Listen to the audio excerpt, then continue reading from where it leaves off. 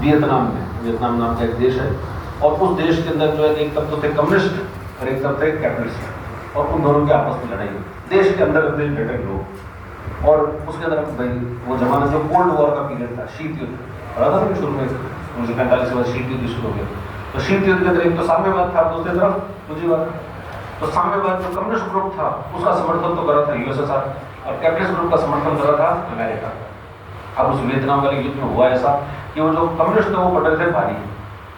America ने उनको जो है खूब हथियार दिए, तुमसे लड़ो, लेकिन उनसे लड़ाई नहीं जा रहा। फिर अमेरिका ने उनको कहा हम तुमको ट्रेनिंग दे देंगे, ट्रेनिंग दे दी वो भी मुझे लड़ाई नहीं दे रहा, पैसे दे दिए वो भी लड़ाई नहीं दे रहा। फिर अमेरिका को लगा यार ऐसे भारी हो रही ये कम्युनिस्ट तो बहुत भारी पड़ रहे तो क्या करें। तो फिर अमेरिका का अब हम खुद जाएंगे और अमेरिका सेना लेकर कहाँ चला गया, वियतनाम के अंदर। वियतनाम के अंदर अमेरिकी सेनाएं जो है वो एंटर कर और अमेरिका ने वियतनाम के अंदर डायरेक्ट इंटरवेंशन कर।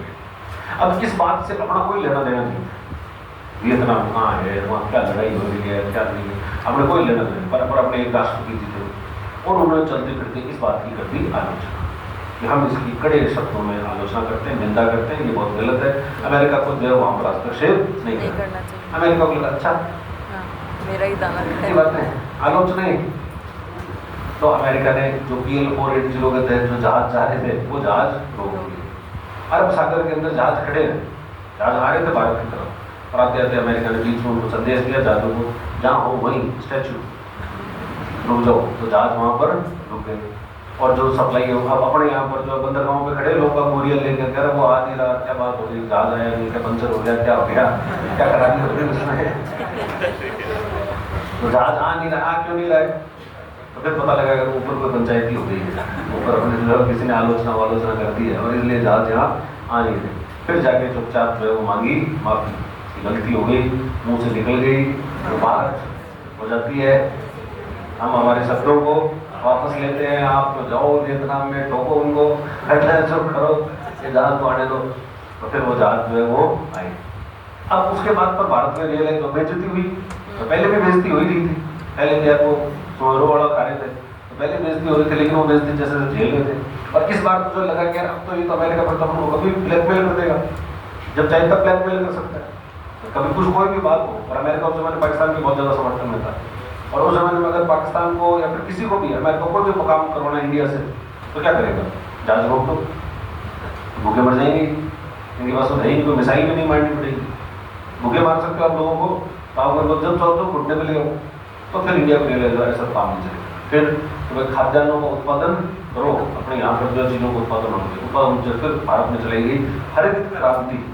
उनसे क्या की गई, हरित क्रांति, ग्रीन रिवोल्यूशन की। और ग्रीन रिवोल्यूशन के तहत फिर खाद्यान्नों का उत्पादन जो है वो बढ़ाया गया। भाई उगाओ, तो किसानों को कहा कि आप उगाओ, तो किसानों को उगाएंगे क्या, फिर उगाएंगे तो उसे होगा क्या, तो कैसे उगाएंगे, तो सरकार ने कहा हम आपको देंगे पैसे, पहले तो उधार ले लो, उधार लेकर जो ट्रैक्टर वैक्टर लेने हैं जो लेने वो सब लो, और जो है तुम फर्टिलाइजर खरीदने हैं तो हम तुमको फर्टिलाइजर भी सब्सिडी पे दे देंगे, सिंचाई के साधन भी हम आपको उपलब्ध करवा देंगे, और जो तुम्हारी उपज होगी उसको सरकार ही खरीद लेगी, तो आप चिंता मत करो, आपको ऐसा कोई नुकसान होने वाला नहीं, एकदम बिल्कुल फुल प्रूफ प्लान है अपने पास। तो उन्होंने कहा ठीक है, ऐसा फुल प्लान मिल लो, फिर हो गए।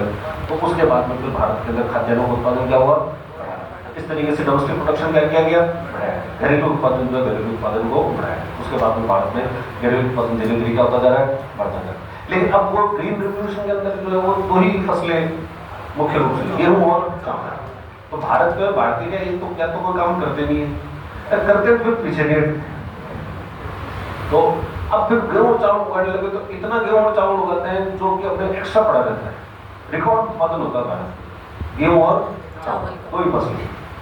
लेकिन अब दूसरी चीजों पर ध्यान दीजिए, दूसरी चीजें मतलब अब भारत के अंदर दाल उत्पादन, भारत में ऑयल सीड का उत्पादन जो है वो उतना नहीं है, तो हमको खाद्य तेल जो है वो क्या करना पड़ता है, आयात। अपने को तली हुई चीजें खाने का तो शौक है, लेकिन वो तली हुई चीजों के लिए, तलने के लिए जो तेल चाहिए वो देश में होता नहीं है, तो क्या करते हैं, आयात, उसका इंपोर्ट करना पड़ता है। दाल खाने का शौक है लेकिन दाल है नहीं, तो दाल क्या करते हैं, आयात करते हैं, उसको इंपोर्ट करते हैं। लेकिन अब सरकार कह रही नहीं नहीं ऐसा नहीं होना चाहिए। तो जैसे इस बार का बजट था, तो बजट में सरकार ने एक मिशन चलाया कि हम जो एक मिशन चलाएंगे। किस बात का मिशन है, पल्सेस का, नेशनल मिशन ऑन पल्सेस, दालों के लिए एक राष्ट्रीय मिशन।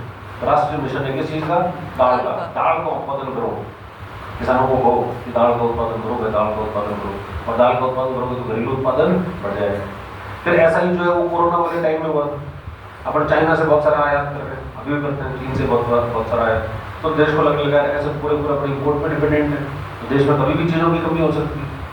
चाइना से अपना कोई गड़बड़ हो जाए, अभी तक तो अपन कहते हैं बाइकआउट चाइना ऐसा कर देते हैं, और किसी दिन उसने बाइकआउट कर दिया तो वो बाइकआउट इंडिया कर दिया तो अपने गड़बड़ हो जाएगी, क्योंकि सारी सप्लाई सप्लाई एकदम से रुक जाएगी, और सप्लाई रुक गई तो चीज़ों की कीमतें बढ़ जाएगी तो लेने देने बढ़ जाएंगे, तो फिर क्या करें? तो फिर भारत में एक अभियान चलाया गया, आत्मनिर्भर भारत अभियान। उस अभियान है आत्मनिर्भर, कि देश को क्या बनाओ? आत्मनिर्भर मतलब घरेलू उत्पादन जो उसको बढ़ाओ, डोमेस्टिक प्रोडक्शन को बढ़ाया। तो फिर भारत में अलग अलग चीज़ों की घरेलू उत्पादन को बढ़ाने का काम जो है काम किया गया, ठीक है। तो इसलिए सरकार क्या कर सकती है? या तो बाहर से आ रहा आयात कर ले, या फिर निर्यात को नियंत्रित कर ले। तीसरा क्या कर सकते हैं? घरेलू उत्पादन, डोमेस्टिक प्रोडक्शन को बढ़ा सकते। और क्या कर सकते हैं इसके अलावा? इसके अलावा क्या होता है कि कई बार बाजार में चीज़ों की कमी होती नहीं है, कुछ लोग कमी कर देते हैं। कैसे कर देते हैं? काला बाजार, ब्लैक मार्केटिंग। और ब्लैक मार्केटिंग अगर होगी तो जैसा भी मैंने बताया, मान लो आलू है और वो मार्केट में कम है नहीं, लेकिन किसी आदमी ने सारा आलू खरीद कर अपने पास रख लिया, तो मार्केट में क्या कर दिया? उसको कम कर दिया, अपने आप सप्लाई कम होगी तो कीमतें बढ़ जाएगी। तो ऐसे जो लोग कालाबाजारी कर रहे हैं उसके विरुद्ध सरकार करती है कार्रवाई करते हैं, कार्रवाई करके और ब्लैक मार्केटिंग को रोकने का काम जो है सरकार। और इसके अलावा और सरकार क्या कर सकती है? देखो, उत्पादन में एक और दिक्कत ये होती है कि ये टाइम डिपेंडेंट भी है और प्लेस डिपेंडेंट भी है, कि उत्पादन जो है वो साल